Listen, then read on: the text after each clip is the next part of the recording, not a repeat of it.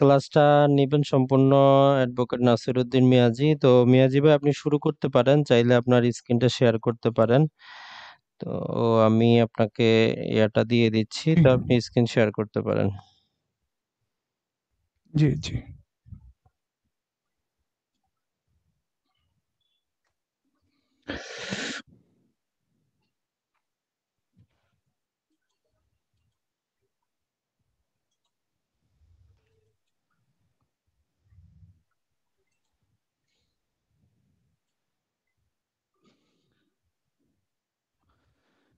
জি, ধন্যবাদ সবাইকে। আজকের ভূমি জরিপের উপর প্রথম ক্লাস এবং আমাদের অনলাইন জরিপ 2020 সালের দ্বিতীয় শিফটের দ্বিতীয় পর্বের আজকে অষ্টম ক্লাস।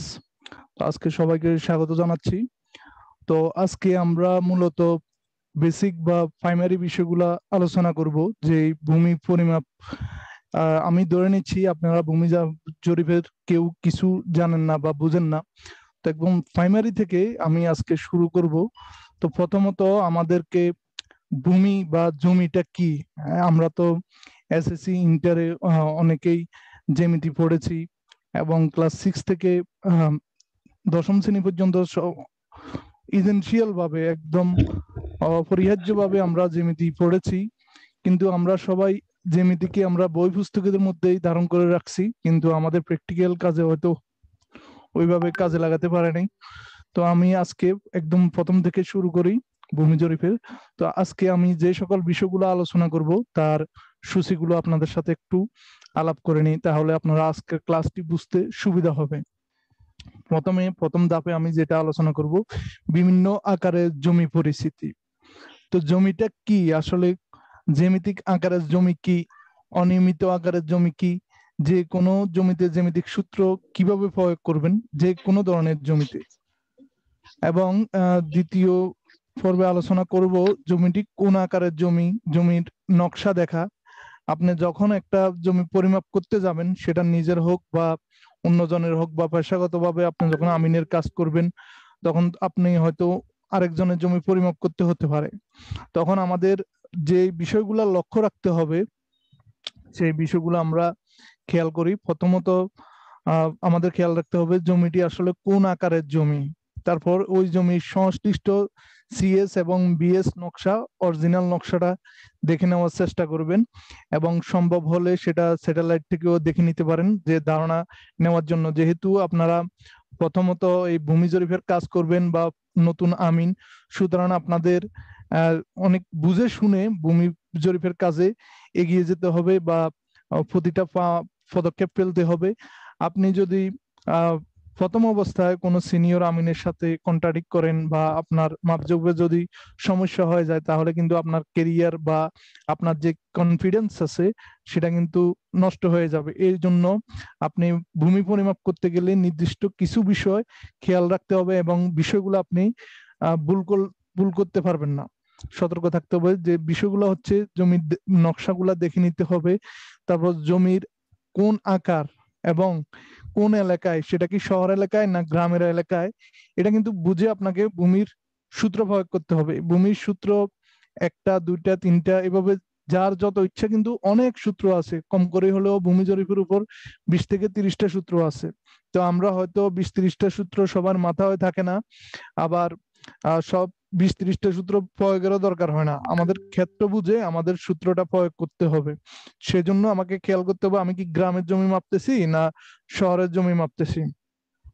তো পরবর্তী যে বিষয় সেটা হচ্ছে জমির মালিকের আইল কোথায় থেকে ধরবেন। অনেকেই জমির প্লটে যাই চিন্তা করে যে এই আইলটা আসলে কার, এই আইল ধরবো না এই আইল বাদ দিয়ে হিসাব করব। কারণ একটা প্লটের চারদিকে তো 4জন মালিক থাকে নর্মালি, তেমনি ভাবে আইলও থাকে 4টা। তো একজনে তো আর 4টা আইল নিবে না।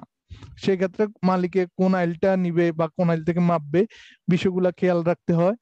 তারপর জমি আপনি মাপতেছেন, সেটা কি আপনি সেনে মাপতেছেন না ফিতায় মাপতেছেন, আপনার জন্য সুবিধা হবে কোনটা, সেন দিয়ে মাপলে নাকি ফিতা দিয়ে মাপলে, সেটা আপনাকে আগে নির্বাচন করে নিতে হবে। এবং আপনাকে এটাও বুঝতে হবে যে এই অঞ্চলগুলোতে পরিমাপের সময় কি ঘন্টার বা শিকলে পরিমাপ করা হয়েছে কিনা। সুতরাং আপনি নকশা পরিমাপ কালেও আপনি এটা চিন্তা করবেন আপনি কি গুনিয়া দিয়ে মাপবেন না 330 বা ফুট স্কেল দিয়ে মাপবেন। এই বিষয়গুলা অবস্থা অনুযায়ী আপনাকে ভেবে নিতে হবে। তারপর আজকের ক্লাসে আমি একক সম্বন্ধে বিস্তারিত আলোচনা করব না, জাস্ট দুটা বিষয়, একক সম্বন্ধে দুটা বিষয় আমি আপনাদের বলবো। সেটা হচ্ছে 1% জমি সমান 435.6 বর্গ ফুট এবং 1% জমি সমান 1000 বর্গ লিং। এই দুটা সংখ্যা আপনাদের একদম মুখস্থ থাকতে হবে যে 1% জমি মানে হচ্ছে 435.6 বর্গ ফুট এবং 1% জমি মানে হচ্ছে 1000 বর্গ লিং। তো বর্গ লিং কি বর্গ ফুট কি এগুলো আমরা বিস্তারিত আলোচনা করব। আপনি যখন 330 বা ফুট স্কেল দিয়ে পরিমাপ করেন সেটাকে বলে, তখন আপনি যখন বর্গ করবেন অর্থাৎ দৈর্ঘ্য গুণ করবেন তখন যে রেজাল্টটা পাবেন সেটা হচ্ছে বর্গ ফুট। আর লিং স্কেল বা শিকল দিয়ে বা গুণিয়ে দিয়ে যখন আপনি হিসাব করবেন দৈর্ঘ্য গুণ করবেন তখন পাবেন বর্গ লিং, অর্থাৎ 1%-এ 435.6 বর্গ ফুট, আবার 1%-এ আবার 1000 বর্গ লিং। এই দুইটা জিনিস আপনারা মনে রাখবেন, এই দুইটা জিনিসই বারবার কাজে আসবে। এবং অঞ্চল ভিত্তিক অনেক কিছুই আসবে, অনেক একক আসবে, সেই সব একক অঞ্চল ভেদে কিন্তু ভিন্নতা আছে। সুতরাং আমি আজকে প্রথম ক্লাসে এত বিভিন্ন একক নিয়ে আমি যাচ্ছি না, কারণ যেহেতু এক এলাকায় এক ধরনের একক সেটা আমরা পরবর্তী ক্লাসগুলোতে আমরা বোঝানোর চেষ্টা করব। তো আসা যাক আমরা এখন বিভিন্ন ধরনের জমির একটু নমুনা দেখি। যেমন ধরেন এই যে এই জমিটা, এটা দেখেন এর যে 4টা আইল, আর দেখেন এটা এই বাহু, দেখেন এই বাহু আর নিচের বাহুটা প্রায় সমান বা সমানে ধরি, আবার এই বাহু আর এটার বিপরীত বাহুটাও সমান। তো আমরা জানি এটা একটা আয়তক্ষেত্র। সবচেয়ে মজার বিষয় হচ্ছে আমাদের গ্রাম অঞ্চলে যে সকল আবাদি জমিগুলো আছে বেশিরভাগের সাইজ কিন্তু আয়তাকার। আপনি গ্রাম অঞ্চলে পরিমাপ করলে যদি নাল জমি পরিমাপ করেন বা খেতি জমি পরিমাপ করেন বেশিরভাগই কিন্তু এই ধরনের জমির মধ্যে পড়ে যায়। সুতরাং এখানে আমরা সাধারণত একটা সূত্র প্রয়োগ করি, সেটা হচ্ছে দৈর্ঘ্য পূরণ প্রস্থ। এই সূত্রটা আমরা বেসিক্যালি এখানে এই সূত্রটা আমরা কাজে লাগাই। এই সূত্র দিয়ে বেশিরভাগ আমাদের জমি কিন্তু পরিমাপ কভার হয়ে যায় একটা সূত্র দিয়ে। তারপর দেখেন এখানে একটা জমি দেখা যাচ্ছে, এটা হচ্ছে সামান্তরিক। দেখেন এই যে বিপরীত কোণগুলো আছে সেগুলা কিন্তু একই কোণ, মানে একই ডিগ্রিতে আছে, অর্থাৎ বিপরীত কোণগুলো সমান এবং বিপরীত বাহুগুলা কিন্তু সমান্তরাল। দেখেন বিপরীত কোণগুলোও সমান, বিপরীত বাহুগুলোও সমান। এটা একটা সামান্তরিক। দেখেন আবার এখানেও দেখেন এই যে আমরা এখন রম্বসের দিকে যাব, তার নিচে যেই ক্ষেত্রটা দেখতেছেন তার প্রত্যেক বিপরীত বাহুগুলোও কিন্তু পরস্পর সমান। এই যে এই বিপরীত বাহুটাও সমান, এই বাহুটার সাথে সমান, এই বাহুটা এই বাহুর সাথে সমান, এবং বিপরীত কোণগুলোও কিন্তু পরস্পর সমান। আর সামান্তরিক আর রম্বসের মধ্যে একটাই পার্থক্য, দেখেন এখানে প্রত্যেক বাহু কিন্তু সমান থাকে। রম্বসের ক্ষেত্রে প্রত্যেক বাহু সমান, সামান্তরিকের ক্ষেত্রে যে বিপরীত বাহুগুলা সমান। এই জন্য এটার নাম হচ্ছে সামান্তরিক আর এটা হচ্ছে রম্বস। তো আপনি যদি সামান্তরিকের মধ্যে রম্বসের সূত্র ব্যবহার করেন তাও কোনো সমস্যা নাই, আবার রম্বসের মধ্যে সামান্তরিকের সূত্র প্রয়োগ করলেও সমস্যা নাই, বিষয়টা কিন্তু একই। আপনি এখানে সূত্রগত কোনো পার্থক্য নাই। তারপর হচ্ছে বর্গক্ষেত্র, যে বর্গক্ষেত্রে প্রত্যেক বাহু সমান থাকে। দেখেন এই যে বর্গক্ষেত্রটি দেখতেছেন, এই বাহু এই বাহু এই বাহু এই বাহু পরস্পর সমান। তো দেখেন এই বর্গক্ষেত্রকে একটু যদি ছাপাই দেওয়া হয়, মানে একটু যদি ঢালু করে দেওয়া হয়, দেখেন সেটা কিন্তু রম্বসের আকার ধারণ করে। আর আয়তক্ষেত্রকে একটু যদি চাপ দিয়ে যদি আপনি বাগায় দিতে পারেন তাহলে দেখা যায় সেটা আয়তক্ষেত্রের রূপ ধারণ করে। এই হচ্ছে ব্যাপার। তবে আমাদের দেশে বেশিরভাগ জমি কিন্তু আয়তাকার। এবার আসা যাক, এটা একটা ট্রাপিজিয়াম, অর্থাৎ দেখেন ট্রাপিজিয়াম পূজার সত্য কি। ট্রাপিজিয়ামে দেখেন দুইটি বিপরীত বাহু পরস্পর সমান্তরাল এবং অপর দুটি বাহু পরস্পর অসমান্তরাল। এই দেখেন এই লাইনটা আর এই লাইনটা দেখেন, ট্রেনের রাস্তা যেরকম সমান দূরত্ব বজায় রেখে অনেক দূরে চলে যায়, দেখেন এই বাহু আর এই বাহুও কিন্তু তেমন সমান দূরত্ব বজায় রাখছে, কিন্তু এই বাহু আর এই বাহু কিন্তু তাদের সমান দূরত্ব বজায় রাখে নাই, কোথাও বেশি কোথাও কম। তো এই বাহু আর এই বাহু দেখেন দূরত্ব কিন্তু সমান, অর্থাৎ বিপরীত দুটি বাহু পরস্পর সমান্তরাল, অর্থাৎ ট্রেনের যে লাইন আছে লাইনের মধ্যে সমান্তরাল এবং অপর দুটি বাহু পরস্পর সমান্তরাল না, এটাকেই বলে ট্রাপিজিয়াম। তো আমরা সূত্রগুলা আলোচনা করব। আগে আপনাদের আমাদের দেশের যে জমিগুলা আছে, তো জমিগুলা শেপ গুলো একটু দেখাচ্ছি। আমাদের দেশে বেশিরভাগ জমি কিন্তু এই সকল শেপের মধ্যে পড়ে যায়। দেখেন পরবর্তীতে যে শেপটা দেখতেছি এটা একটা ত্রিভুজ আকার জমি। দেখেন এই যে তিনটা বাহু আছে, তিনটা বাহু তিনটা কোণ, এটা সমষ্টি হচ্ছে ত্রিভুজ, ত্রিভুজ আকার জমি। তো ত্রিভুজ বিভিন্ন ধরনের হতে পারে, সমকোণী ত্রিভুজ, তারপর তারপর অনিয়মিত ত্রিভুজ, বিভিন্ন রকমের হতে পারে। তো আমরা ত্রিভুজ, সকল ত্রিভুজকে আমরা মোটামুটি দুটা সূত্রের মাধ্যমেই সলভ করব। তো এটা হচ্ছে ত্রিভুজ আকার জমি। দেখেন আরেকটা জমি দেখা যাচ্ছে এখানে, দেখেন এটা একটা বৃত্তাকার জমি। এ ধরনের জমি কিন্তু নাই বললেই চলে। তারপরেও আহ যখন ভূমি জরিপ যখন শিখতেছেন তখন ক্যালকুলেশনের জন্য হলেও এই সকল ভূমির অবস্থান এবং সূত্র সম্পর্কে জানতে হবে। ধরেন এটা একটা নলকূপও হতে পারতো, এই ভূমি বরাবর একটা নলকূপ হতে পারতো, তাহলে আপনাকে হয়তো কেউ হয়তো বলতে পারে যে এই নলকূপের আহ আয়তন কত বা এই নলকূপ যে পরিধি কত, এটা কিন্তু আপনাকে বলতেই পারে, বা এটার এরিয়া কত বা ক্ষেত্রফল কত এটা জিজ্ঞাসা করতে পারে। তো সেজন্য আমাদেরকে এই যে বৃত্তাকার জমিগুলো কিন্তু হিসাব জেনে রাখতে হবে। আর এটা দেখেন এটা অনেকটা উপবৃত্তাকার জমি, অর্থাৎ পুরোপুরি বৃত্তাকার না, অর্থাৎ বৃত্তের সাইজটা কিন্তু সমান না। তো এই ধরনের জমিকে উপবৃত্তাকার বা অর্ধবৃত্তাকার জমি বলে। এবার দেখেন এই যে একটা জমি দেখতেছেন, এটা একটা দ্বীপের মতো, চারদিকে ভাঙ্গা। তো এই জমিটা দেখেন এটা কিন্তু পুরোপুরি ভাবে বৃত্তাকার না, এটা আবার উপবৃত্তাকার না, এটা এমন একটা শেপ তৈরি করে রাখছে যেটা আসলে মাপার জন্য খুবই অসুবিধা। তো এই ধরনের জমিকে আমরা কিভাবে পরিমাপ করব সেগুলো আমরা পরবর্তী ভিডিওতে ডিটেলস আলোচনা করব। এই যে এই ধরনের যে শেপটা দেখতেছেন, এই ধরনের একটা পুকুর হতে পারে, খাল বিল হতে পারে, বা একটা বাড়ি হতে পারে, যে কোনো কিছুই হতে পারে, ডোবা হতে পারে। তো এই সকল জমিকে আমরা কিভাবে শিপন্সের সূত্র দিয়ে, মিড অর্ডিনেট রুল দিয়ে, বিভিন্ন ধরনের সূত্র আছে, এগুলা একটু জটিল সূত্র, তো আমরা এইসব জটিল সূত্রগুলাতে আমরা পরবর্তীতে যাব।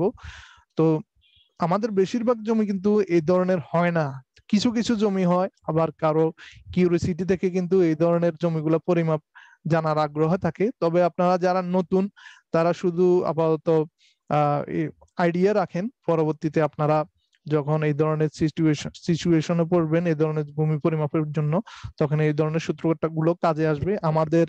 ক্লাসের আহ আমাদের ক্লাসের আমাদের ক্লাসের আলোচনা হিসাবে আমরা আমাদের পিডিএফ এবং অন্যান্য ক্লাসগুলোতে আলোচনা করব। তবে যাদের জটিল মনে হয় তারা এগুলা স্কিপ করতে পারেন, এবং পরবর্তীতে যখন আপনাদের প্রয়োজন হবে এইসব সূত্রগুলা, তখন আপনারা এগুলাতে মনোনিবেশ করতে পারবেন এবং আমাদের পিডিএফ বা ক্লাসগুলো ভালো করে দেখতে পারবেন। এখন আমরা আপনাদের সাথে মোটামুটি আলোচনা করেছি এই যে আমাদের দেশের বেশিরভাগ জমি কেমন হয় সেটার ধারণা দিলাম। প্রথমত আমরা আজকে এই ক্লাসটা সহজভাবে দেখি এবং সহজের মধ্যে থাকি। তো আপনার মাথায় যদি কোনো একটা জমির শেপ আসে বা কোনো একটা জমির আকার আকৃতি যদি আসে, তো প্রথমত আকার আকৃতি গুলা কিন্তু এরকমই হবে, এর বাইরে কিন্তু যাবে না। দেখেন এখানে আয়তাকার আছে, সামান্তরিক আছে, বর্গাকার আছে, রম্বস আছে, ট্রাপিজিয়াম আছে, ত্রিভুজ আছে, বৃত্তাকার আছে, উপবৃত্তাকার আছে, এবং একদম অনিয়মিত আকারের একটি জমি আছে। মোটামুটি এইসব শেপের মধ্যে কিন্তু আমাদের দেশের জমিগুলা হয়ে থাকে। আচ্ছা এবার আসা যাক, আমরা একটু সূত্রের দিকে আমরা খেয়াল করি। তো আমরা আপনাদের আয়তাকার জমি দেখিয়েছিলাম। তো আয়তাকার জমির আমরা অ্যাজ ওয়েল এজ সূত্র যেটা জানি সেটা হচ্ছে দৈর্ঘ্য পূরণ প্রস্থ। তো আপনি মনে করেন এখানে 20 ফুট, এখানে 10 ফুট, তো আপনি 20 পূরণ 10 অর্থাৎ 200 বর্গ ফুট। আপনি যদি ফিতা দিয়ে মাপেন, ফুটের ফিতা দিয়ে যদি মাপেন, তো দৈর্ঘ্য প্রস্থ গুণ করলে তো আপনি ক্ষেত্রফল পেয়ে যাবেন। তো ক্ষেত্রফলকে আপনি মনে করেন 200 বর্গ ফুট পেয়েছেন। তো 200 বর্গ ফুটটাকে আপনার শতাংশ কিভাবে পাবেন? আপনার শতাংশকে আপনি 435.6 দিয়ে ভাগ করলেই আপনি শতাংশতে পেয়ে যাবেন। আপনারা নোট করে রাখেন, খাতার মধ্যে নোট করে রাখেন। আমি আবারও বলছি, 1% জমি সমান 435.6 বর্গ ফুট। প্লিজ একটু নোট করে রাখেন, 1% জমি সমান 435.6 বর্গ ফুট এবং 1% জমি সমান 1000 বর্গ লিং। ভূমি জরিপের একদম প্রত্যেক স্টেজেই আপনাকে এই দুটা একক আপনাকে জেনে রাখতে হবে। 1% সমান 1000 বর্গ লিং এবং 1% সমান 435.6 বর্গ ফুট। 1% সমান 1000 বর্গ লিং। আচ্ছা, আমরা আসি। দেখেন, আমরা প্রথমত সূত্রগুলা নিয়ে একটু আলোচনা করি, তারপর আমরা আস্তে আস্তে ক্লাসের একটু ডিপের দিকে যাব। তো আয়তাকার জমির সূত্র কি? আয়তাকার জমির সূত্র হচ্ছে ক্ষেত্রফল সমান দৈর্ঘ্য গুণন প্রস্থ, অর্থাৎ ক্ষেত্রফল সমান দৈর্ঘ্য গুণন প্রস্থ, অথবা আমরা চিত্রে যদি দেখি a ইন্টু ভি। তারপর বর্গক্ষেত্রের সূত্র কি? বর্গক্ষেত্রের সূত্র সেম, দৈর্ঘ্য গুণন প্রস্থ, অথবা দৈর্ঘ্য গুণন দৈর্ঘ্য, যেটাই দেন, অথবা একটা বাহু স্কয়ার, যেটাই দেন, কোনো সমস্যা নাই। বর্গক্ষেত্র একটা দিয়ে আরেকটাকে গুণ করলেই হয়ে যায়। এই হচ্ছে বর্গক্ষেত্র। যেহেতু প্রত্যেক বাহু সমান, বর্গক্ষেত্রকে একটা বাহু আরেকটা বাহু দিয়ে গুণ করলেই আপনি ক্ষেত্রফল পেয়ে যাবেন। এবার আসা যাক রম্বসের সূত্র কি?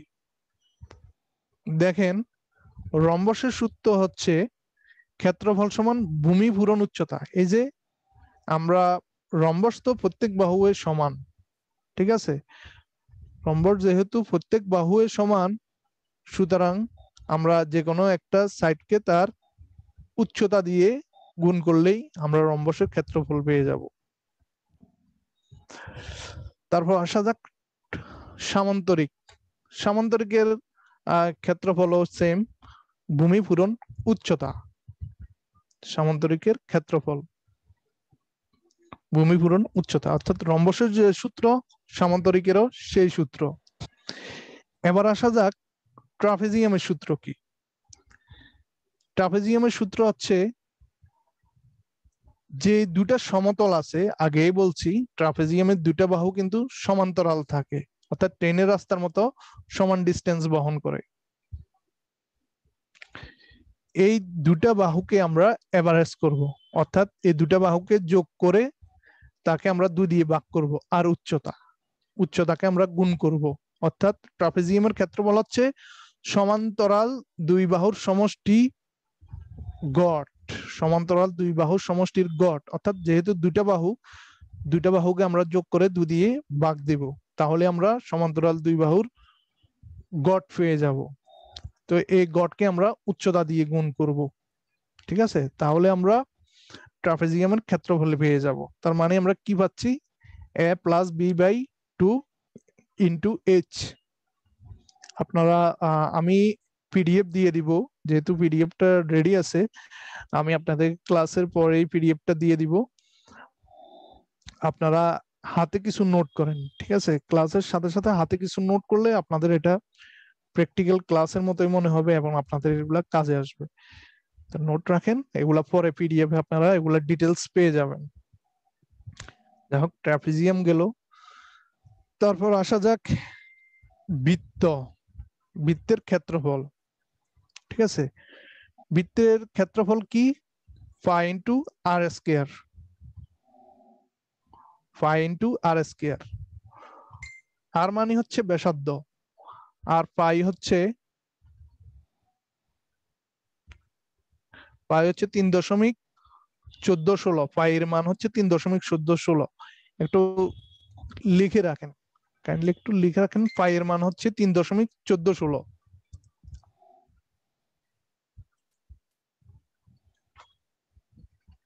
পাই এর মান হচ্ছে 3.1416।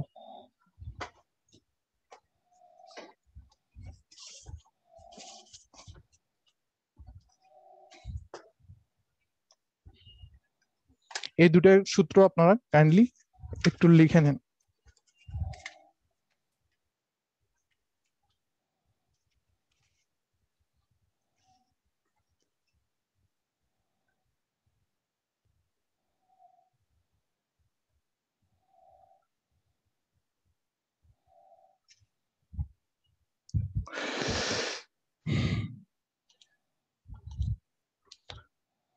তারপর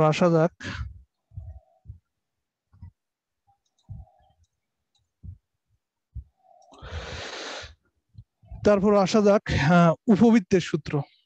ঠিক আছে, এই যে এটা পাই দেখতে বৃত্তের মতো, কিন্তু দেখেন এটা পুরোপুরি কিন্তু বৃত্ত না। এই যে এটা কিন্তু একটা পুরোপুরি বৃত্ত, এটা কিন্তু একটা পুরোপুরি বৃত্ত একদম।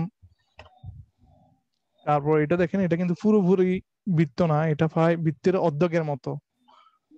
তো এই ধরনের বৃত্তকে আমরা উপবৃত্ত বলি বা অর্ধবৃত্ত বলি। তো অর্ধবৃত্তের সূত্র কি দেখি।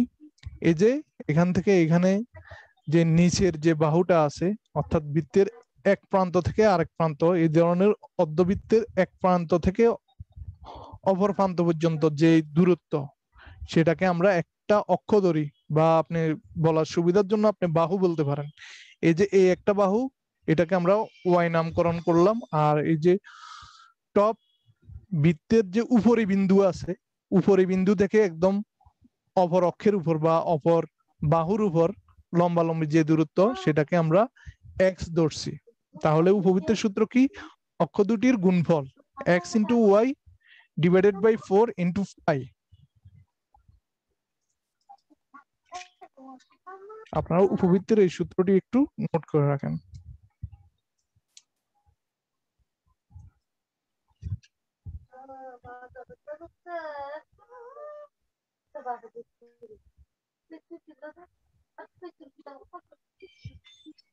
কিন্তু সময় 14-16।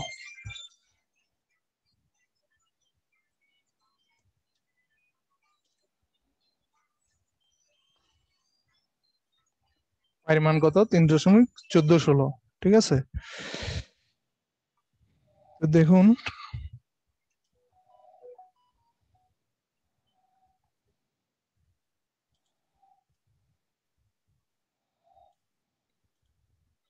এবার আসা যাক, আমরা ইম্পর্টেন্ট আরেকটি সূত্র নিয়ে আলোচনা করব। সেটা হচ্ছে যে সমকোণী ত্রিভুজের সূত্র। তো আমরা সমকোণী ত্রিভুজের সূত্র জানি,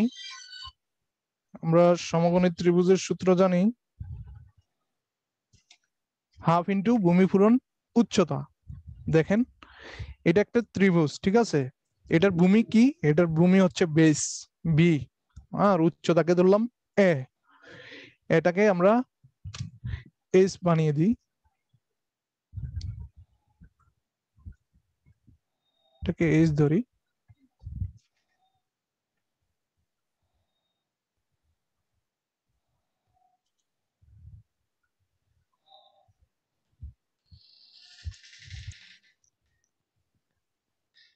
এস, এটা কাটে দিই। ঠিক আছে, তাহলে সমকোণী ত্রিভুজের সূত্র কি? হাফ ইন্টু ভূমি পূরণ উচ্চতা। এখন এখানে দেখেন, এটা হচ্ছে বেস বা ভূমি, আর এটা হচ্ছে উচ্চতা, লম্বালম্বি যে দূরত্ব। সমকোণী ত্রিভুজ মানে হচ্ছে যার একটি কোণ সমকোণ। ঠিক আছে, এই ত্রিভুজটার এই দেখেন, এটা কিন্তু একটা 90 ডিগ্রি বা সমকোণ। এই জন্য এটাকে সমকোণী ত্রিভুজ বলে। এটার ক্ষেত্রফল হচ্ছে ভূমি পূরণ উচ্চতা।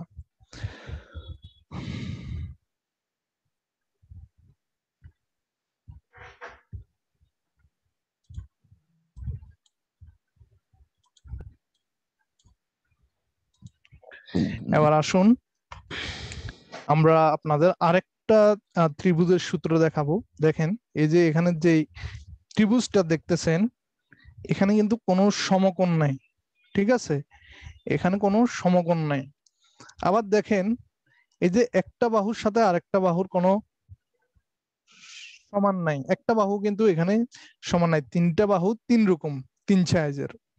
তো এটাকে আমরা বলি বিষমবাহু ত্রিভুজ, অর্থাৎ কোনো বাহু সমান নয়, বিষমবাহু ত্রিভুজ। এই বিষমবাহু ত্রিভুজের এই যে সূত্রটি আপনারা এখানে দেখতে পাচ্ছেন, এটাই কিন্তু আসলে বর্তমান ত্রিভুজায়ন পদ্ধতির মূল চালিকা শক্তি। এটা দিয়েই মূলত ত্রিভুজায়ন পদ্ধতিতে বেশি এই সূত্র ব্যবহৃত হয়, এবং আধুনিকভাবে যদি আপনি ম্যানুয়ালি ভূমি জরিপ করেন তাহলে কিন্তু এই সূত্রটাই আপনার লাগবে, যে এই সূত্রটা বিষমবাহু ত্রিভুজ সমান হচ্ছে ত্রিভুজের ক্ষেত্রফল সমান হচ্ছে √s * a * s - b * s - c। আপনারা কাইন্ডলি সূত্রটা লিখে রাখেন। বিষমবাহু ত্রিভুজের ক্ষেত্রফল হচ্ছে √s * s - a * s - b * s - c। এখন এখানে আমরা a পাইলাম, b পাইলাম, c পাইলাম, তাহলে আমরা s পাইলাম কই? আমরা তো s তো এখানে নাই, আমাদের ত্রিভুজের মধ্যে তো s কোনো বাহু নাই, তাহলে আমরা s পেলাম কোথায়? s মানে হচ্ছে তিনটা বাহু যোগ করে আপনি 2 দিয়ে ভাগ দিচ্ছেন, এটার মানে হচ্ছে s। তিনটা বাহুকে আপনি যোগ করে আপনি 2 দিয়ে ভাগ করছেন, তাহলে আপনি s এর মান পেয়ে যাবেন। এবার আসেন আমরা আলোচনা করি এই যে হেরনসের সূত্র নিয়ে। এখন আমরা যে সূত্রটি আলোচনা করছি এটাই মূলত হেরনসের সূত্র। এটাই খুব প্রচলিত একটি সূত্র, এবং বর্তমানে এটি সার্ভেয়াররা খুব বেশি ব্যবহার করতেছে বর্তমান সময়ে। তো এই সূত্রটা আপনাদের একদম মুখস্থ থাকতে হবে। বিষমবাহু ত্রিভুজের সূত্র হচ্ছে s * s - a * s - b * s - c। R s এর মানটা কোথায় পেলাম? ওই যে তিন বাহু যোগ করে 2 দিয়ে ভাগ দিলাম, তাহলে আমরা s এর মান পেয়ে গেলাম। এখানে দেখেন, এটা একটা আপনাদের উদাহরণ দেওয়ার জন্য বুঝিয়েছি যে আসলে আমাদের এই ধরনের ত্রিভুজের সূত্র আমাদের আসলে কেন প্রয়োজন, এই ধরনের সূত্র আমাদের কেন প্রয়োজন আমাদের ভূমি জরিপের ক্ষেত্রে। ধরুন এইটা একটা পুরোটাই মনে করেন একটা জমি, ঠিক আছে? এই যে পুরোটাই একটা জমি মনে করেন, এই জমিটাকে কিন্তু তিনটা ভাগে ভাগ করা হয়েছে। হ্যাঁ, এই জমিটাকে দেখেন তিনটা ভাগেই ভাগ করা হয়েছে। এটা একটা ট্রাপিজিয়াম আকার জমি, যদিও ট্রাপিজিয়ামের সূত্র ব্যবহার করা যায়, তারপরেও এটাকে হেরনসের সূত্র দিয়েও আপনি ক্ষেত্রফল নির্ণয় করতে পারবেন। দেখেন এখানে কোনাকুনি আমরা লাইন টেনে আমরা এটাকে তিনটা ত্রিভুজে ভাগ করে ফেলছি। আর এই ত্রিভুজ গুলা দেখেন, প্রথমটা হচ্ছে সমকোণী ত্রিভুজ, দ্বিতীয়টাও অনেকটা সমকোণী ত্রিভুজ, এবং তৃতীয়টাও সমকোণী ত্রিভুজ। এখানে সবগুলা সমকোণী ত্রিভুজ হয়ে গেছে। এবার আসেন এই নিচের চিত্রটা যদি দেখেন, এটা একটা মনে করেন এটা একটা জমি, এটা চতুর্ভুজাকার জমি। হ্যাঁ, এটাকে আমরা কর্ণ বরাবর টান দিলাম, তারপর এখানে আমরা দুইটা ত্রিভুজ পেয়ে গেলাম। এখানে কিন্তু সমকোণ নাই, একটাও সমকোণ নাই। তো যেহেতু সমকোণ নাই এই ধরনের জমিগুলো, তাহলে আমরা এগুলাকে প্রত্যেককে আলাদা আলাদা ভাবে ত্রিভুজের ক্ষেত্রফল নির্ণয় করে ফেলবো। আলাদা আলাদা ভাবে একটা জমিকে, একটা চতুর্ভুজাকার জমিকে আমরা কয়েকটা ত্রিভুজে ভাগ করে ফেলবো, আর ত্রিভুজের সূত্র দিয়ে আমরা আলাদা আলাদা ভাবে ক্ষেত্রফল নির্ণয় করব, এবং সবগুলা ক্ষেত্রফলকে যদি একসাথে যোগ করে দিই তাহলে আমরা মোট জমির ক্ষেত্রফল পেয়ে যাব। আচ্ছা, এখন এ পর্যন্ত আমরা যে সূত্রগুলো আলোচনা করলাম সেগুলোর একটা রিভিউ দিই আপনাদের কাছে, আর আর একটু সহজ করে আপনাদের সূত্রগুলো একটু বোঝানোর চেষ্টা করি। এই যে আমরা আয়তাকার জমি আপনাদের দেখিয়েছি, আয়তাকার জমির সূত্র আমরা পড়িয়েছি দৈর্ঘ্য গুণন প্রস্থ। তারপর বর্গক্ষেত্রের সূত্র দেখিয়েছি দৈর্ঘ্য পূরণ প্রস্থ, অথবা যে কোনো একটা বাহু স্কয়ার। রম্বসের সূত্র দেখিয়েছি ভূমি পূরণ উচ্চতা। আবার এখানে দেখেন ট্রাপিজিয়ামের সূত্র দেখিয়েছি সমান্তরাল দুইটা বাহুর সমষ্টির 2 দিয়ে ভাগ ইন্টু উচ্চতা, অর্থাৎ সমান্তরাল বাহুদ্বয়ের গড় ইন্টু উচ্চতা। এই যে কয়েকটা সূত্র, এবং সমকোণী ত্রিভুজের সূত্র দেখিয়েছি হাফ ইন্টু ভূমি পূরণ উচ্চতা। এখানে কয়টা সূত্র দেখতে পাচ্ছেন? এখানে আছে সামান্তরিক। আপনাদের আজকে একটা টেকনিক দেখিয়ে দিই। এই 6টার জন্য কিন্তু আপনাদের 6টা যে শেপ দেখতেছেন বা আকার আকৃতি দেখতেছেন, এগুলার জন্য আপনাদের কিন্তু আলাদা আলাদা সূত্র জানার দরকার নাই, আপনারা শুধু একটা সূত্র জানলেই চলবে, আর তা হচ্ছে ভূমি পূরণ উচ্চতা। আপনি একটা আয়তাকার জমিকেও আপনি ভূমি গুণন উচ্চতা দিলেই আপনি ক্ষেত্রফল পেয়ে যাবেন। আপনি বর্গক্ষেত্রকেও ভূমি গুণন উচ্চতা দিয়ে গুণ করলে আপনি ক্ষেত্রফল পেয়ে যাবেন। রম্বসকেও আপনি ভূমি গুণন উচ্চতা দিয়ে আপনি ক্ষেত্রফল পেয়ে যাবেন। বা সামান্তরিকের ক্ষেত্রেও সেম, ভূমি গুণন উচ্চতা, ভূমি এর উচ্চতা গুণ করলে আপনি ক্ষেত্রফল পেয়ে যাবেন। একইভাবে আপনি ট্রাপিজিয়ামের ক্ষেত্রে এই এই যে নিচে দেখতেছেন এটাকে ভূমি ধরেন, আবার উপরেরটাকেও আপনি ভূমি ধরেন, দুটাকে গড় করে ফেলেন। এই গড় ভূমিকে আপনি উচ্চতা দিয়ে গুণ করলে আপনি ট্রাপিজিয়ামের ক্ষেত্রফল পেয়ে যাবেন। অর্থাৎ একে আমরা ধরলাম নিচের ভূমি এবং একে ধরলাম উপরের ভূমি, দুটা ভূমির গড় নিলাম, তারপর উচ্চতা দিয়ে গুণ দিলাম, তাহলে আমরা ট্রাপিজিয়ামের ক্ষেত্রফল পেয়ে যাব।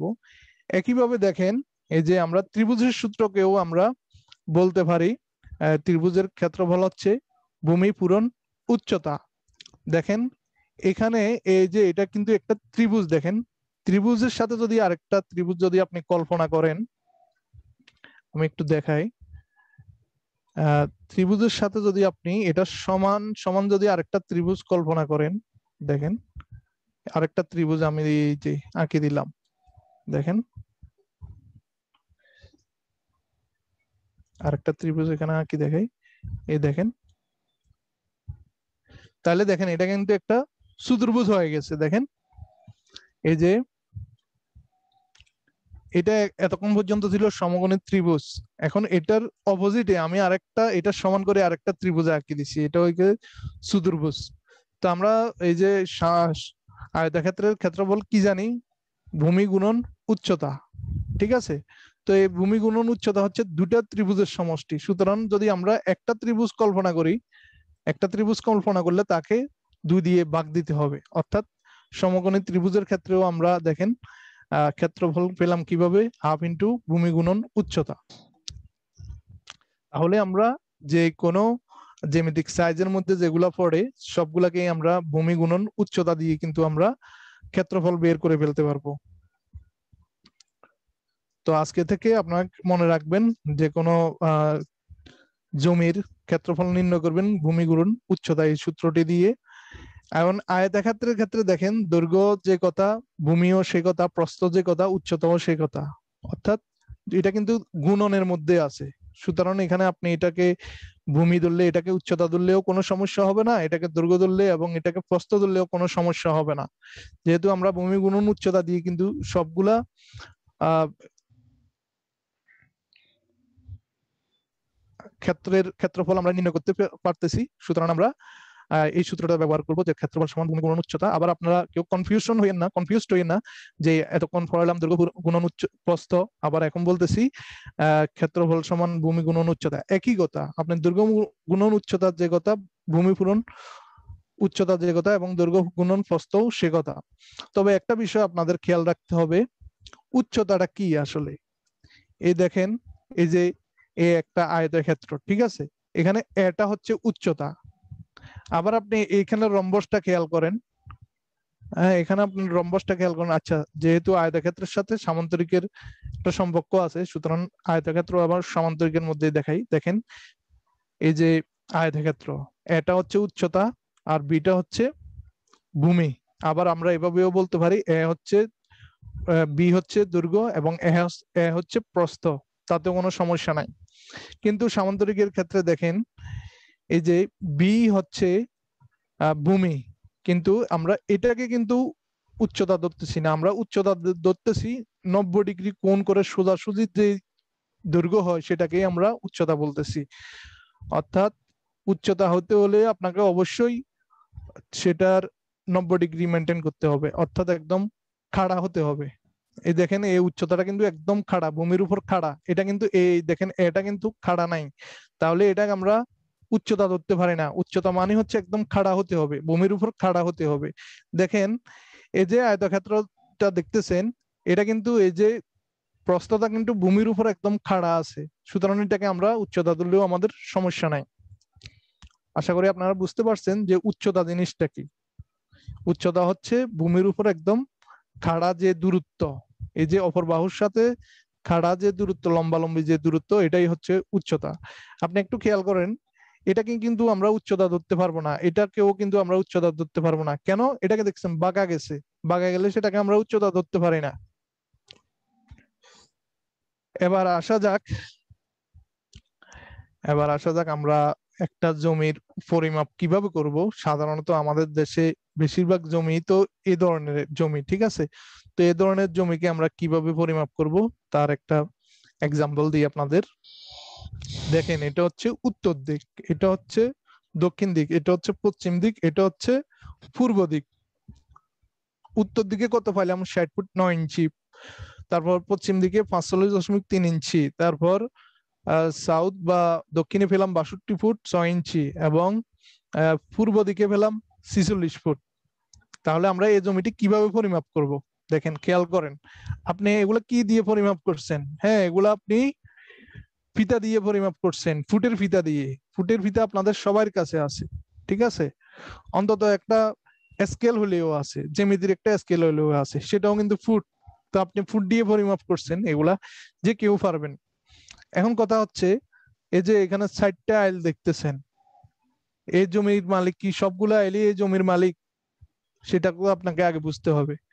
এটা যদি যে ব্যক্তি এই ভূমির চারদিকে বাউন্ডারি করছে, সে বাউন্ডারি করতে গেলে তো অবশ্যই নিজের জায়গার মধ্যে করবে, অর্থাৎ সাইড ওয়াল করছে, বিল্ডিং করছে, চারদিকে ওয়াল করছে আর কি।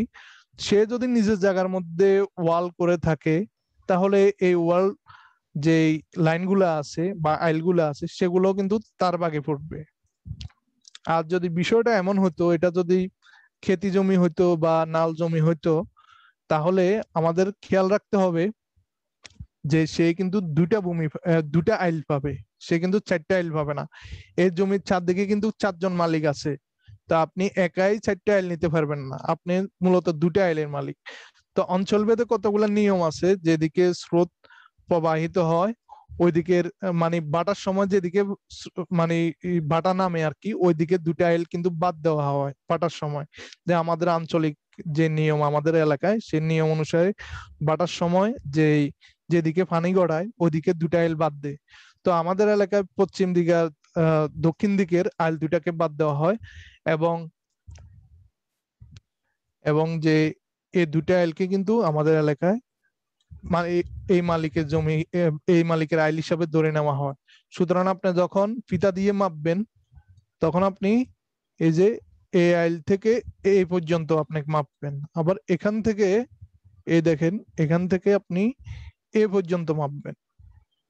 আপনি সবগুলো আইল আপনি মাপতে পারবেন না। আর টাউনের জায়গা বা টাউন বা শহর অঞ্চলের জায়গা হলে সেটা আপনাদের কেনা বেচার সময়ে বা কেনা বিক্রি করার সময় আপনাদেরকে নির্দিষ্ট করে দিবে যে এই 2টা বাউন্ডারি আপনাদের, ঠিক আছে? যাই হোক, এখন আমরা আসি, এই যে এখন এই জমিটা আপনারা ফিতা দিয়ে মাপলেন, ঠিক আছে? প্রত্যেক বাহু আপনারা বাইর করলেন, কত হয়েছে দেখতেছেন।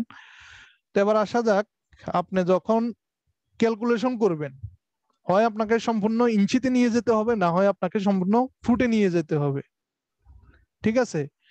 তাহলে এই 45 ফুট 3 ইঞ্চি নতে আসি, 60 ফুট 9 ইঞ্চি। তো 60 ফুট 9 ইঞ্চি মানে কত? 60.75। এই যে 9টা হচ্ছে ইঞ্চি, ইঞ্চিকে আপনি 12 দিয়ে ভাগ দিলে আপনি পেয়ে যাবেন ফুটে। 9কে যদি আপনি 12 দিয়ে, আমরা জানি 1 ফুট সমান কত ইঞ্চি? 1 ফুট সমান হচ্ছে 12 ইঞ্চি। তো ইঞ্চিকে যদি আপনি ফুটে নিতে চান, তাহলে এই যে ইঞ্চিকে, এই যে 9 ইঞ্চিকে আপনি 12 দিয়ে ভাগ দিতে হবে। তো 12 দিয়ে ভাগ দিলে কত? 0.75। তাহলে এখানে এই যে উত্তর দিকের দৈর্ঘ্য কত? 60.75, 60.9 ইঞ্চি অথবা 60.75, যেটা বলেন সেটাই রাইট। এখন আমাদের সুবিধার জন্য, আমাদের ক্যালকুলেশনের সুবিধার জন্য এগুলাকে আমরা ফুটে নিয়ে যাব, ঠিক আছে? ক্যালকুলেশনের সুবিধার জন্য আমরা এগুলাকে ফিটে নিয়ে যাচ্ছি। আচ্ছা, আসা যাক এবার। তারপর সাউথ 62 ফুট 6 ইঞ্চি। তো এই যে 62 ফিট 6 ইঞ্চ, এটাকে আমরা ফুটে নিয়ে যাচ্ছি। তাহলে 6কে যদি আমরা 12 দিয়ে ভাগ দিই তাহলে 0.50। তার 62 ফুট 6 ইঞ্চিকে আমরা পাবো 62.50, মানে 62.5 ফুট। আর পূর্ব দিকে যেটা আছে এটা 46 ফুট। তো 46 ফুট যেহেতু আছে, কোনো ইঞ্চি তিনচি নাই, সুতরাং এখানে 46 ফুট সরাসরি বসে গেছে। আবার পশ্চিম দিকে কত? পশ্চিম দিকে হচ্ছে 45 ফুট 3 ইঞ্চি। তো 3 ইঞ্চিকে আমরা ফুটে কনভার্ট করে ফেলছি। 3 ইঞ্চিকে ফুটে কনভার্ট করলে আমরা পাবো 0.25। সুতরাং পশ্চিম দিকে হচ্ছে 45.25 ফুট। ঠিক আছে। তো যাই হোক, এখন আমরা এগুলাকে ফুটে নিয়ে নিছি।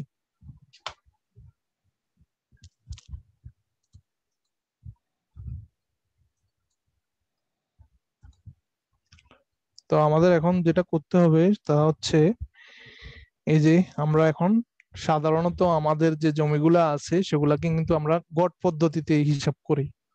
প্রথমত এই যে দৈর্ঘ্য দুটার গড় নিব, তারপর প্রস্থ দুইটার গড় নিব, তারপর দুইটাকে গুণ করব। তো দৈর্ঘ্য দুটার গড় কত দেখি। এর দৈর্ঘ্য দুটা হচ্ছে 60.75। এই যে এখানে আসছে 60.75। তারপর দৈর্ঘ্য আর একটা কত, 62 ফিট 6 ইঞ্চি, তার মানে হচ্ছে 62.5। তো এই 60.75 যোগ 62.50 ভাগ 2, এটা প্রথম দৈর্ঘ্যের গড় নিলাম। ঠিক আছে, এগুলা দৈর্ঘ্য দুইটার গড় নিলাম। এবার আসি আমরা প্রস্থ দুইটার গড় নিব। মানে দুইটা প্রস্থ নিচ্ছি, তো এই জন্য আমরা 2 দিয়ে ভাগ দিচ্ছি। এই যে একটা দৈর্ঘ্য হচ্ছে 45 ফুট 3 ইঞ্চি, অর্থাৎ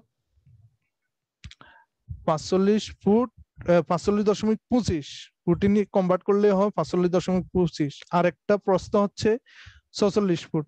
তো এই প্রস্থ দুইটার গড় নিলাম, যেহেতু দুটা প্রস্থ নিচ্ছি 2 দিয়ে ভাগ দিচ্ছি।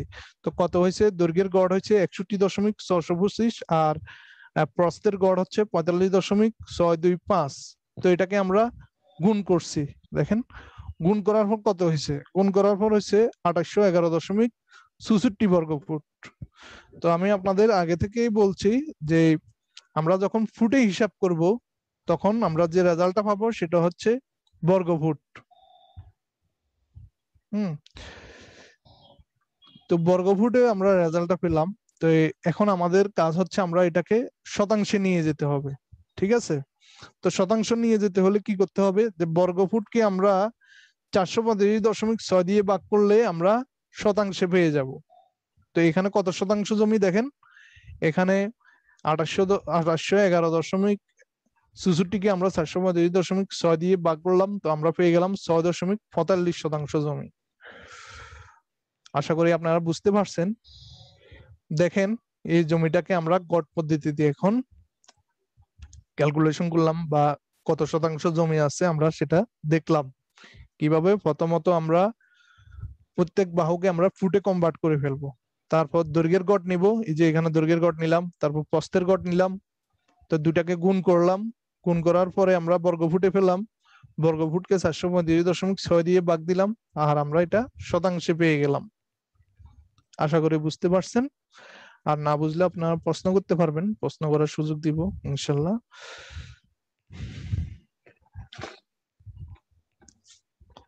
এবার আসা যাক, আমরা এই যে এতক্ষণ পর্যন্ত আপনাদের যে সূত্রগুলা আলোচনা করলাম, এগুলো প্র্যাকটিক্যালি কিভাবে ব্যবহার করবেন সেটা আমরা এক পলকে দেখানোর চেষ্টা করব। দেখেন, এই যে আমাদের বেশিরভাগ জমি যাদের দৈর্ঘ্য প্রস্থ সমান থাকে, অর্থাৎ দৈর্ঘ্য দুটা সমান এবং প্রস্থ দুটা সমান, এগুলো একদম সিম্পল সূত্র, দৈর্ঘ্য গুণন প্রস্থ। 140 আর 170কে আপনি গুণ করলেন, গুণ করার পর আপনি বর্গফুটে পেয়ে যাবেন। বর্গফুটকে 435.6 দিয়ে ভাগ করলে আপনি শতাংশতে পেয়ে যাবেন। ঠিক আছে। তারপর আসা যাক, এই যে আপনারা একটা জিনিস খেয়াল করেন, এই যে একটা জমি, ঠিক আছে, এই একটা জমি, এই জমির সাথে এই জমির কি মিল আছে?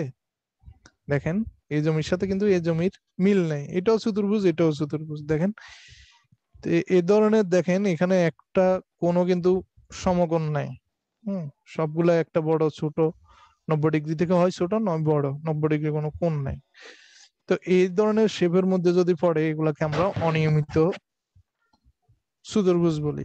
এগুলাকে আমরা বিভিন্ন ভাবে হিসাব করতে পারবো। ত্রিভুজে কনভার্ট, কয়েকটা ত্রিভুজে ভাগ করেও হিসাব করতে পারবো, আবার গড় পদ্ধতিতেও হিসাব করতে পারবো। তো আমি আপনাদের এখানে দেখিয়েছি একটা জমির দুইটা দুইটা বাহু নিয়েছি, দুইটা বাহুর গড় নিয়েছি, যে এটা একটা আইলের, এটা একটা আইলের, এবং এদিকে দৈর্ঘ্যের দুইটা আইলের গড় নিয়ে আমি হিসাবটা করলাম। এখন আসা যাক এবার তিনটা গড় নিয়ে, অর্থাৎ তিন বাহুর গড় নিয়ে এবার আমরা আরেকটা অঙ্ক করি, ঠিক আছে? দেখেন এটা একটা জমি, উত্তরে হচ্ছে 120, তারপর দক্ষিণে হচ্ছে 128, পূর্ব দিকে হচ্ছে 105, পশ্চিম দিকে হচ্ছে 90 ফুট। আবার এখান থেকে মাঝামাঝিতে আবার আরেকটা মাপ নিলাম, মাঝামাঝিতে নিলাম, সেটা হচ্ছে 96 ফুট, ঠিক আছে? আবার দেখেন, আবার এখান থেকে মাঝামাঝিতে আরেকটা মাপ নিলাম, সেটা হচ্ছে 124 ফুট। মানে তিনটা মাপ নিলাম, আগে তো দুইটা মাপ নিয়েছিলাম।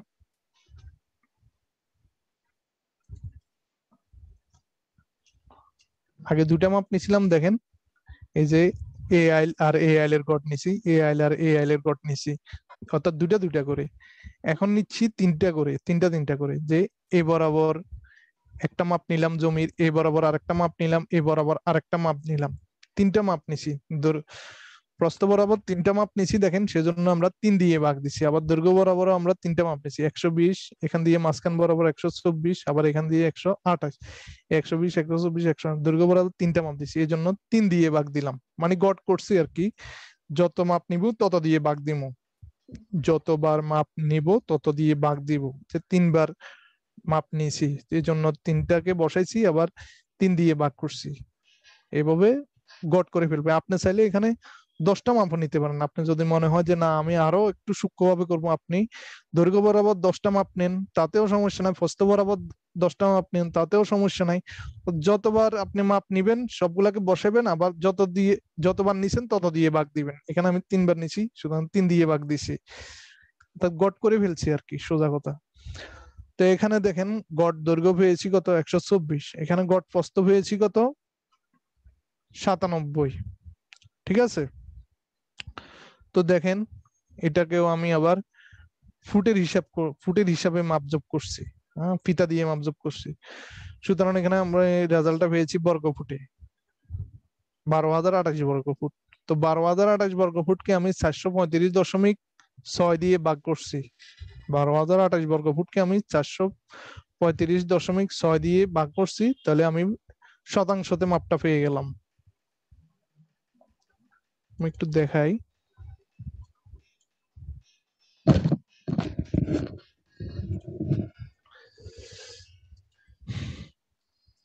435.6।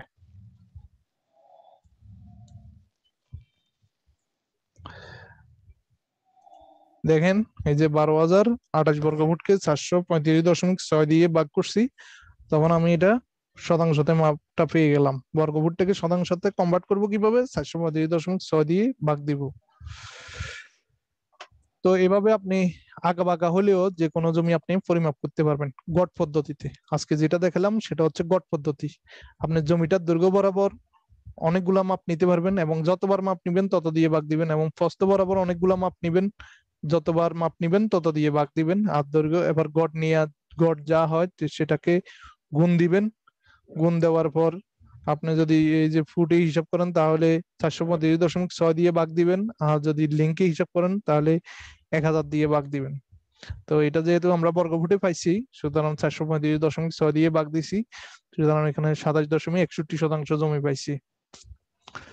এবার আসেন আরেকটা বিষয় খেয়াল করেন, যে এই জমিটা দেখেন, এই জমির সাইজ, এই জমির সাইজটা একটু দেখেন, এই জমির সাইজ আর এই জমির সাইজ কিন্তু সেম, একই সাইজ। এই জমিটার সাইজ ফিগার, এই জমিটার সাইজ ফিগার কিন্তু একই। এটাকে আমরা গড় পদ্ধতিতে তিনটা করে মাপ নিয়ে আমরা হিসাব করে ফেলছি। আর এই জমিটাকে আমরা কিভাবে হিসাব করব, দুইটাকে কর্ণ বরাবর একটা লাইন টানে দিব, একটা মাপ নিব, এবং দুইটাকে আমরা দুইটা ত্রিভুজে ভাগ করে আমরা হিসাব করব। দেখেন এটা একটা ত্রিভুজ, এটা একটা ত্রিভুজ। তো আমরা যদি এই ত্রিভুজ দুটার ক্ষেত্রফল নির্ণয় করি তাহলে কিন্তু আমি এই চতুর্ভুজের ক্ষেত্রফল পেয়ে যাব। আর সেটা কিভাবে দেখেন, দেখেন এই যে আগে যে হিসাবটা করছি অবিকল সেই হিসাব, চারদিকের আইলগুলা কিন্তু ঠিকই আছে, যেমন 90 ফুট, 120 ফুট, 105 ফুট, 128 ফুট, এগুলা কিন্তু ঠিক আছে। তো এটাকে আমরা দুটা ত্রিভুজে ভাগ করে ফেললাম, মাপার জন্য। তো দেখেন এইগুলাকে আমরা যখন দুইটা ত্রিভুজে ভাগ করছি তখন দুইটা অনিয়মিত ত্রিভুজ পেলাম, এখানে একটা ত্রিভুজ পেলাম, এখানে একটা ত্রিভুজ পেলাম।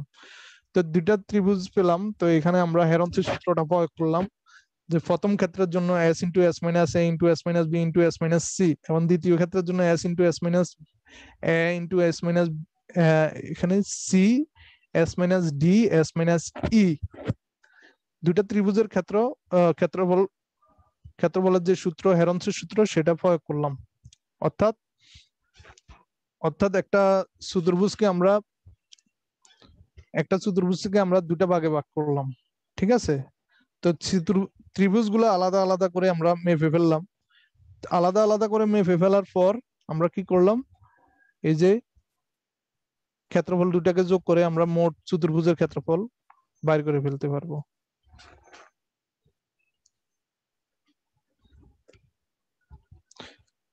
দেখেন একটা চতুর্ভুজ, সেটাকে আমরা দুটা ত্রিভুজে ভাগ করে ফেলছি এবং ত্রিভুজ দুটাকে আলাদা আলাদা ভাবে আমরা পরিমাপ করলাম।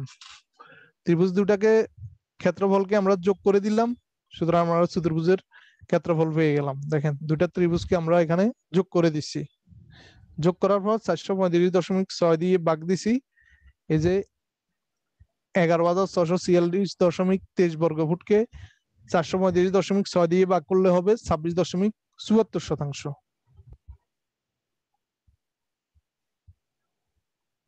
ঠিক আছে,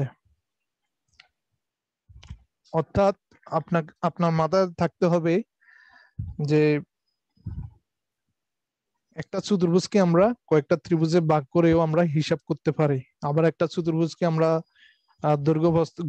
দৈর্ঘ্যপ্রস্থের সূত্র, অন্যান্য সূত্র প্রয়োগ করে হিসাব করতে পারি। তবে আপনি বলতে পারেন যে আমরা তো দৈর্ঘ্যপ্রস্থের গড় নিয়ে আমরা এই যে জমিটার ক্ষেত্রফল বাইর করলাম, ঠিক আছে। দেখেন এই জমিটার ক্ষেত্রফল তো আমরা বাইর করছি, দৈর্ঘ্যপ্রস্থের গড় নিয়ে আমরা ক্ষেত্রফল বাইর করছি। তাহলে আবার ত্রিভুজে ভাগ করার কি দরকার? এই জন্য আমি বলি, এই যে এইভাবে দৈর্ঘ্যপ্রস্থের যে সূত্র ব্যবহার করে আমরা ক্ষেত্রফল বাইর করছি, এটা কিন্তু 100% অ্যাকুরেট না।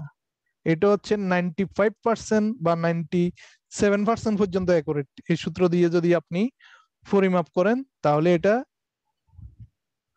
97% পর্যন্ত হয়তো আপনি অ্যাকুরেট পাবেন। আর যদি আপনি একটা চতুর্ভুজকে যদি দুটো ত্রিভুজে ভাগ করে আপনি যদি পরিমাপ করেন তাহলে আপনি একদম 100% অ্যাকুরেট মেজারমেন্ট নিতে পারবেন, 100% অ্যাকুরেট জমির পরিমাণ নির্ণয় করতে পারবেন।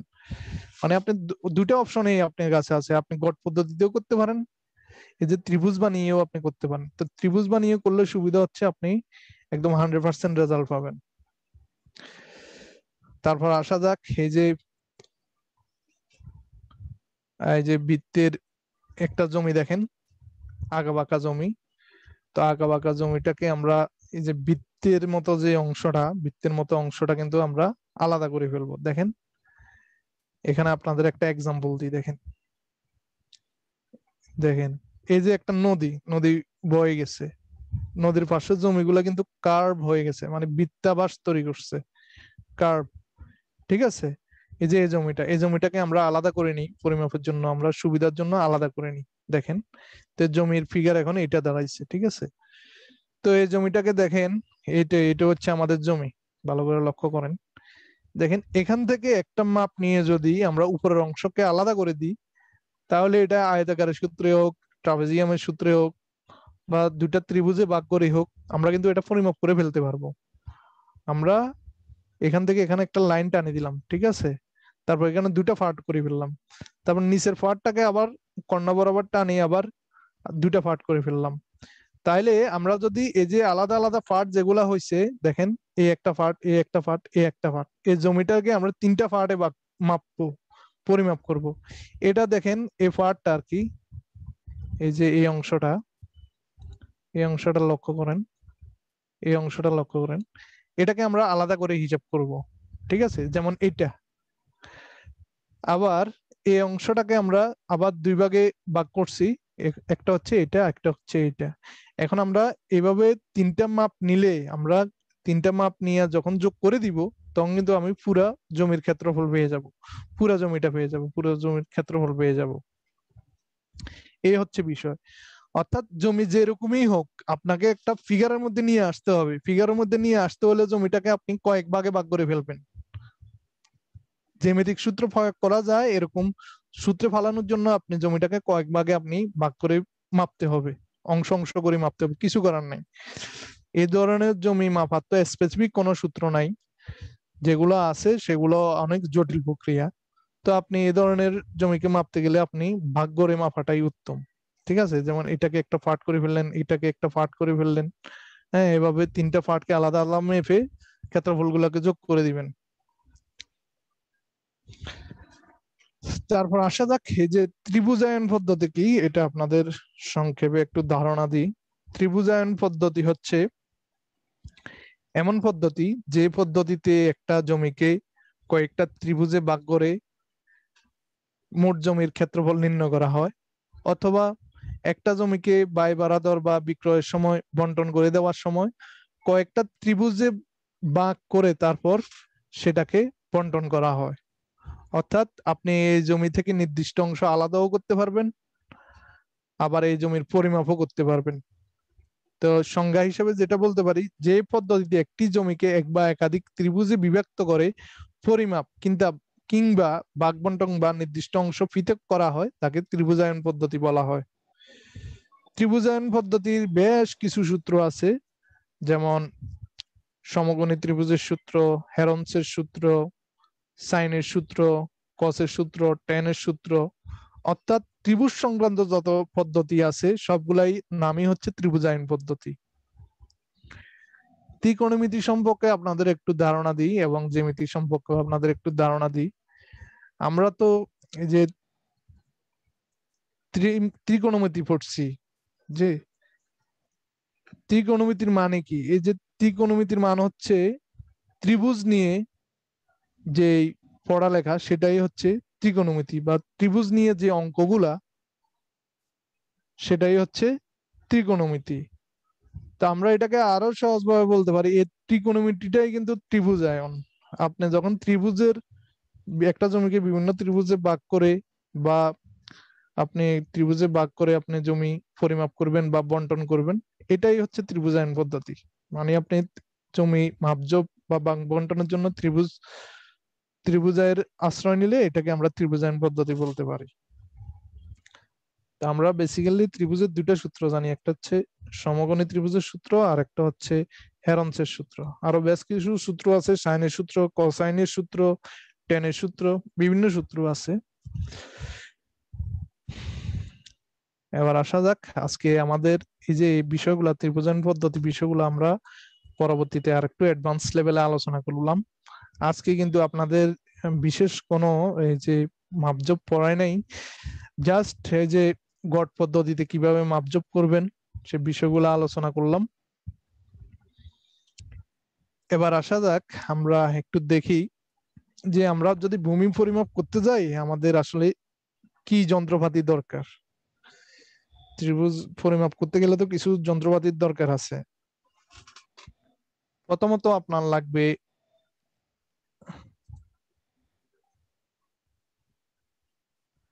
আপনি যদি মাঠে পরিমাপ করতে যান তাহলে আপনার প্রথমত দরকার একটা ফিতা। 100 ফুটের একটা ফিতা, বেশিও নিতে পারেন কমও নিতে পারেন। এই ধরনের ফিতাগুলা 150 ফুটও হয়, 330 ফুটও হয়, 100 মিটার আর কি। বেশিরভাগই 100 ফুটের ফিতাগুলা বেশি চলে। আর এই যে গান্ডার শিকল বা চেন দিয়ে পরিমাপ করা হয় বলি, এটাই হচ্ছে এই যে শিকল, এই যে দেখতেছেন শিকল, এগুলা একটা শিকলের মধ্যে 100টা কড়ি থাকে। এই যে এক একটা পার্ট দেখতেছেন, এক একটা অংশ দেখতেছেন, এগুলা নাম হচ্ছে এক একটা কড়ি। ঠিক আছে, এগুলা 100টা থাকে একটা শিকলের মধ্যে। আর একটা শিকলের দূরত্ব হয় 66 ফুট। একটা শিকলের দূরত্ব হয় 66 ফুট, আর এখানে 100টা কড়ি থাকে। এটা শিকল সম্বন্ধে প্রাথমিক ধারণা। এবার আসেন এই যে, আর এটা হচ্ছে ফিতা, ফুটের ফিতা যেটা আমি বললাম আগে বললাম। এখন আসি ফুট স্কেলের সাথে গুনিয়া বা ঘন্টা স্কেলের সম্পর্ক কি। সিম্পল, আজকে সিম্পল আলোচনা করব, পরবর্তীতে নকশা পরিমাপের সময় বিস্তারিত আলোচনা করব। দেখেন, 1 কোড়ি বা 1 লিং হচ্ছে 7.92 ইঞ্চি অথবা 0.63 ফুট। আর 1 ফুট কত হয় সেটা আমরা সবাই জানি, 1 ফুট হচ্ছে 12 ইঞ্চিতে 1 ফুট। আর 1 কোড়ি হচ্ছে 7.92 ইঞ্চি। তো এবার বুঝতে পারলেন যে ফুট থেকে কোড়ি কতটুকু ছোট। একটা কোড়ি হচ্ছে 7.92 ইঞ্চি আর 1 ফুট হচ্ছে 12 ইঞ্চি। এটাই 1 লিং মানে 7.92 ইঞ্চি আর 1 ফুট মানে 12 ইঞ্চি। এতটুকু জানলেই এনাফ। একটু নোট রাখেন, 1 বর্গ লিং সমান 0.4356 বর্গফুট। 1 বর্গ লিং সমান 0.4356 বর্গফুট।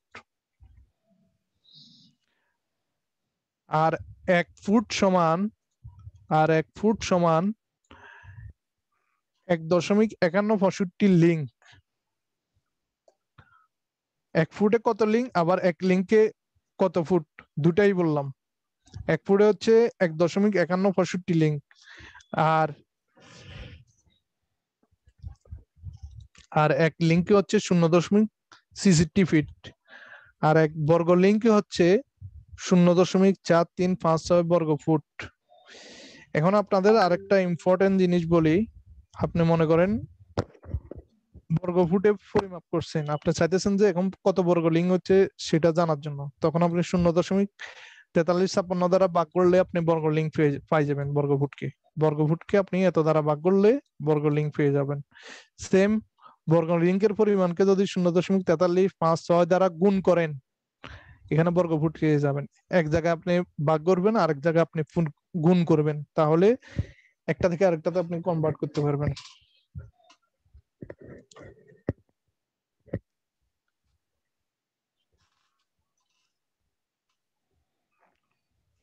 আসা যাক another two important things for land survey। একটা হচ্ছে গুনিয়া আর একটা হচ্ছে 330 স্কেল। সার্ভেয়ারদের হাতে সবসময় দুটা স্কেল থাকে, একটা গুনিয়া আর একটা হচ্ছে 330 স্কেল। তো এগুলোর মধ্যে কি সম্পর্ক, এগুলার কি দেখি একটু।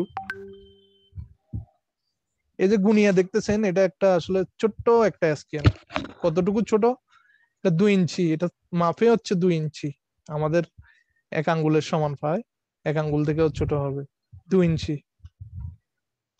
ঠিক আছে, এই 2 ইঞ্চিকে দেখেন নিচের দিকে 100 ভাগ করা হয়েছে, প্রতি গড়ের মান 10। আর এই 2 ইঞ্চিকে উপরের দিকে 50 ভাগ করা হয়েছে, প্রতি গড়ের মান 20। সোজা কথা শেষ। গুনিয়ার উপরের বড় গড় যেগুলা সেগুলো হচ্ছে 20 লিং আর নিচের গড় হচ্ছে 10 লিং। এখানে মোট 1000 লিং আছে, 2 ইঞ্চি গুনিয়ে হচ্ছে 1000 লিং। আর ফুটে যদি হিসাব করি তাহলে 660 ফুট। 1000 লিং অথবা 660 ফুট এই 2 ইঞ্চি গুনিয়া। ঠিক আছে, 1 ইঞ্চি হলো 500 লিং, এখান থেকে এই পর্যন্ত 1 ইঞ্চি, এটা হচ্ছে 500 লিং। আর 330 স্কেল যেটা, 330 স্কেল গুলা সাধারণত 6 ইঞ্চি হয়ে থাকে, 6 ইঞ্চির মতো হয়ে থাকে। তো এই স্কেলটা মূলত 300, স্কেলটার প্রতি ইঞ্চিতে 330 ফুট। ঠিক আছে, এই জন্য এটাকে 330 বলে। এটার প্রতি ইঞ্চি হচ্ছে 330 ফুট, এই জন্য এটাকে 330 বলে।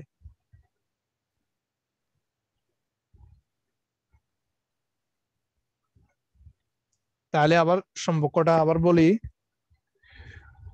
গুনিয়া স্কেল হয় 2 ইঞ্চি, এই 2 ইঞ্চিতে 1000 লিং অথবা 660 ফুট। আবার এটা 6 ইঞ্চি থেকে একটু বেশি হয়ে থাকে, 330টা, দুইটা গড় বেশি থাকে। আর প্রতি ইঞ্চিতে হচ্ছে 330 ফুট। আর গুণ এই যে 330 প্রত্যেক গড় উপরে নিচে কিন্তু প্রত্যেক গড়েই সমান থাকে, একটা থেকে আরেকটা দূরত্ব সমান থাকে। 330 প্রতি গড়ের মান হচ্ছে 10 ফুট করে। সবাই একটু লক্ষ্য করেন, আমি লাস্ট ফিনিশিং নোটটা করে দিই আপনাদের, একটু লক্ষ্য করেন প্লিজ।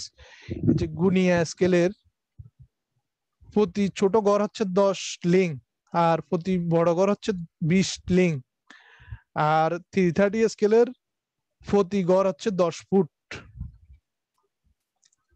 এই তিনটা বিষয় মনে রাখবেন। কোনিয়ার প্রতি ছোট গড় হচ্ছে 10 লিং, বড় গড় হচ্ছে 20 লিং, এবং 330 স্কেলের প্রতি গড় হচ্ছে 10 ফুট।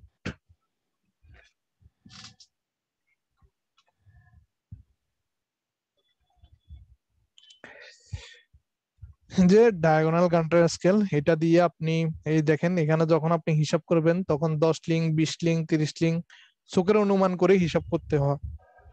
ডায়াগোনাল স্কেলের স্পেশালিটি কি, এই যে এটা একটা ডায়াগোনাল স্কেল, এই স্কেল দিয়ে আপনি 1 লিং 2 লিং পর্যন্ত অ্যাকুরেট করে হিসাব করতে পারবেন, যেটা আপনি 330 অথবা গুনিয়া দিয়ে পারবেন না। এটা স্পেশাল একটা স্কেল। এই যে ডায়াগোনাল কাউন্টার স্কেলটা দেখতেছেন, এটা কিন্তু যথেষ্ট স্পেশাল একটা স্কেল। এটা দিয়ে আপনি 1 লিং 2 লিং পর্যন্ত আপনি অ্যাকুরেট করে হিসাব করতে পারবেন, কিন্তু এই যে এই স্কেল গুলা দিয়ে কিন্তু আপনি অত বেশি অ্যাকুরেসি বা চোখের আন্দাজে হিসাব করতে হবে, ঠিক আছে। আর এই যে গ্রাফ স্কেলটা আপনি একর কম্বো হিসাবেও ব্যবহার করতে পারেন।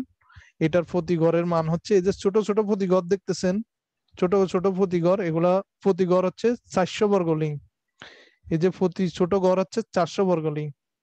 এটাকে আপনি গ্রাফ স্কেল হিসাবেও ব্যবহার করতে পারেন, অথবা একর কম্বো হিসাবেও ব্যবহার করতে পারেন। এই যে দেখেন একর কম্বোর যে লাইন গুলা আছে, গ্রাফ স্কেলেও কিন্তু সেম লাইন গুলা আছে। সুতরাং এটা দিয়ে আপনি একের মধ্যে 2, গ্রাফ স্কেল এবং একর কম্বো দুটা বলেই আপনি চালাই দিতে পারবেন। এই গ্রাফ স্কেল এবং একর কম্বো এই দুটা স্কেল মূলত নকশার উপর রেখে একটা প্লটের মধ্যে কতটুকু জমি বা একটা বিশাল একটা মাঠের মধ্যে কতটুকু জমি, এটা শর্টকাটে ধারণা নেওয়ার জন্য। এটা দিয়ে, এই দুটা স্কেল দিয়ে কিন্তু আপনি অ্যাকুরেট মেজারমেন্ট পাবেন না। এই দুটা স্কেল দিয়ে আপনি অ্যাকুরেট মেজারমেন্ট পাবেন না। তবে অল্প সময়ের মধ্যে আপনি জানতে পারবেন এই মাঠের মধ্যে প্রায় কত শতাংশ জমি আছে, মানে প্রায় একটা হিসাব পাবেন। অ্যাবসলিউটলি কোনো হিসাব পাবেন না এই দুটা স্কেল দিয়ে, একরকম গ্রাফ স্কেল দিয়ে। কিন্তু আপনি গান্টার স্কেল দিয়ে কিন্তু অ্যাবসলিউটলি হিসাব পাবেন, মাপজোপ কিন্তু অ্যাকুরেট হবে এই ডায়াগোনাল গান্টার দিয়ে। গ্রাফ স্কেল আবার কম্বো দিয়ে কিন্তু 100% অ্যাকুরেট পাবেন না। অনুমান করার জন্য, যেমন একটা ব্রিক ফিল্ড ধরেন, একটা নদী ধরেন, এগুলা অনুমান করতে পারবেন যে এখানে কত শতাংশ জমি আছে, কত একর জমি আছে, এগুলো আপনি অনুমান করতে পারবেন। এই একর কম্বো দিয়ে হিসাব হলো আপনি জমিগুলাকে একরে হিসাব করতে পারবেন। বিশাল একটা মাপ ধরেন, আপনি বিশাল একটা মাঠ হিসাব করবেন, বা একটা বিশাল ব্রিক ফিল্ড হিসাব করবেন। হ্যাঁ, এই ধরনের বড় বড় জায়গা যেগুলো হিসাব করে, মানে আন্দাজ করার জন্য বা অনুমান করার জন্য যে এই মাঠে কতটুকু জমি আছে একটু অনুমান করা দরকার, তো একরে অনুমান করতে পারবেন এইসব স্কেল দিয়ে। এটার নাম এই জন্য একর কম্বো। এটার অনুমানটা হবে একর দিয়ে। একর কম্বো দিয়ে আপনি অ্যাকুরেটলি হিসাব করতে পারবেন না, তবে অনুমানের জন্য যথেষ্ট ভালো একটা স্কেল একর কম্বো এবং গ্রাফ স্কেল, এটাই। এবার আসেন duplex Gunter scale. Duplex Gunter দেখেন, এদিকে একটা গান্টারের অঙ্কন করা থাকে, আবার এদিকে একটা গান্টার অঙ্কন করা থাকে। আমি আগেই দেখেছি এটা হচ্ছে গান্টার স্কেল, এটা দিয়ে 100% অ্যাকুরেট করে হিসাব করতে পারবেন।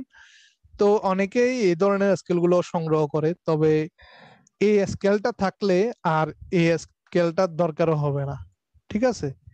আপনার কাছে যদি এই স্কেলটা থাকে, ঠিক আছে, এই স্কেলটা থাকলে এই স্কেলটার দরকার হবে না। এখানে দুইটা সাইডে দুইটা ডায়াগোনাল অঙ্কন করা থাকে আর কি। তো একই কথা, আপনি হিসাব সবগুলা দিয়েই নিতে পারবেন। এবার আসা যাক টি স্কেল সম্পর্কে। এই দেখেন টি স্কেল, একটা কাঠের উপর আর একটা কাঠ যদি লম্বা লম্বি আপনি ফেরাক মারে দেন, তাহলে কিন্তু একটা টি স্কেল তৈরি হয়ে যায়। আপনি বাজারেও পাবেন এইসব টি স্কেল, স্টেশনে দোকানে পাবেন। বিশেষ করে সিভিল ইঞ্জিনিয়ার এবং আর্কিটেকচার ইঞ্জিনিয়ারদের অনেকের হাতে দেখা যায় অনেক সময় এই ধরনের টি স্কেল গুলা। তো এগুলার বিশেষ কাজ হলো এই যে 90 ডিগ্রি কোণ তৈরি করা। এগুলো রেডিমেড 90 ডিগ্রি কিন্তু রেডিমেড করা থাকে, দেখেন 90 ডিগ্রি কোণ তৈরি করাই আছে। আপনি যে কোনো জায়গায় 90 ডিগ্রি কোণ তৈরি করার দরকার হলে এই টি স্কেলটা কাজে আসবে। এই অপটিক্যাল স্কোয়ার, এটা দিয়ে মূলত 90 ডিগ্রির কোণ তৈরি করে, সমকোণ তৈরি করে অনেকটা। এটা টি স্কেল দিয়েও আপনি এটার কাজ করতে পারবেন, অপটিক্যাল স্কোয়ার। তবে এটার দুইটা কাজ থাকে, এই অপটিক্যাল স্কোয়ারের দুইটা কাজ থাকে, দুইটা কাজ 45 ডিগ্রি কোণে বসানো হয়। এই 45 ডিগ্রি কোণের মাধ্যমে আপনি একটা লাইন বরাবর সোজা হাঁটলে আরেকটা লাইনের উপর আপনি 90 ডিগ্রি কোণ তৈরি করতে পারবেন। এভাবে আপনি আইল সোজা করতে পারবেন বা নতুন আইল স্থাপন করতে পারবেন। আর এটা হচ্ছে ডিভাইডার, যে আপনার গুনিয়াদি মাপেন অথবা তামার স্কেলে মাপেন, আপনার নকশার উপর যদি সরাসরি এই ডিভাইডারটা বসাতে যান, আর নকশার উপর কিন্তু অনেক সময় স্কেল বসালে কিন্তু ওই দেখতে অসুবিধা হয়, এই জন্য আপনি নকশাতে প্রথমে ডিভাইডার দিয়ে মাপটা নিবেন এবং পরে স্কেলের উপর রাখি মাপটা নিবেন। অর্থাৎ ডিভাইডার দিয়ে আপনি নকশার উপর ভালো করে ভালো করে আপনি মাপটা নেওয়ার পর আপনি স্কেলের উপরে এই ডিভাইডারটা ধরবেন, তারপর কত লিঙ্ক হয়েছে বা কত ফুট হয়েছে সেটা হিসাব করবেন।